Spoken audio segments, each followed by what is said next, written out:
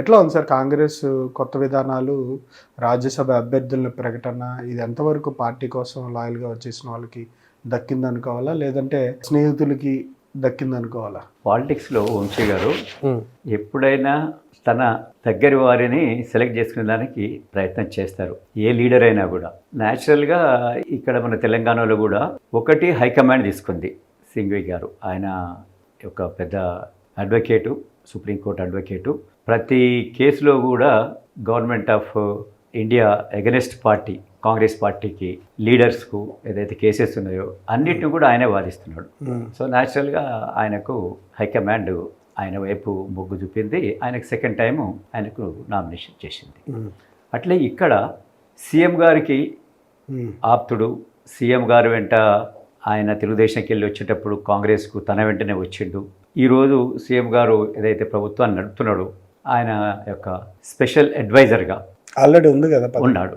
కాబట్టి వేమిరెడ్డి నరేందర్ రెడ్డి గారికి నేను అనుకున్నాను తప్పక వేమిరెడ్డి నరేందర్ రెడ్డి గారి పేరు ఎప్పుడైతే వచ్చిందో నేను అనుకున్న 99% వారిది డెఫినెట్ అవుతుంది, వారికే వస్తుందని చెప్పి నేను అనుకున్నాను. నేను అదే విషయము మా ఫ్రెండ్స్ కూడా నేను చెప్పాను. ఒకవేళ 2 సీట్లు కాంగ్రెస్ తీసుకుంటే డెఫినెట్ ఒకటి సింఘ్వికి వస్తుందని చెప్పి దాంట్లో డౌట్ లేదు. ఎందుకంటే ఆయనకు అంతకుముందు ఓన్లీ 2 years కోసమే ఇచ్చారు చేయబట్టి. రెండవది తప్పక 10 పేర్లు 20 పేర్లు వచ్చినా కూడా వేమిరెడ్డి నరేందర్ రెడ్డి గారిదే అవుతుంది. హైకమాండ్ కూడా ఇప్పుడు సీఎం గారికి అనుకూలంగా ఉన్నది అని చెప్పి నేను భావించా. అదే విధంగా జరిగింది. అంటే దీంట్లో ఎట్లాంటి ఇబ్బంది లేదంటారా పార్టీకి, కార్యకర్తలకి, శ్రేణులకి? ఇబ్బంది అంటే నేషనల్గా సీఎం గారి సే అనేది ఎక్కువ ఉంటుంది. ఎప్పుడైనా సీఎం గారు 2, 3 అని అడుగుతలేడు కదా, ఆయన ఒకటే అడుగుతున్నాడు.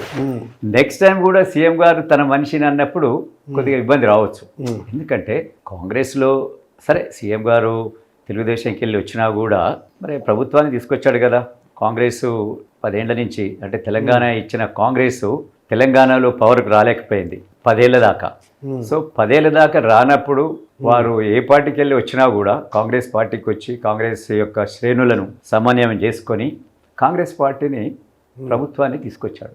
కాబట్టి కొద్దిగా ఇంతో అంతో లోపల కొద్దిగా ఏదైనా వారికి వేరే భావన ఉన్నా కూడా సరే ఓవరాల్గా సీఎం గారికి ఎగనెస్ట్గా లేకుంటే ఆయన తీసుకున్న ఈ డిసిషన్కు ఎగనెస్ట్గా క్యాడర్ పోదని నేను భావిస్తాను.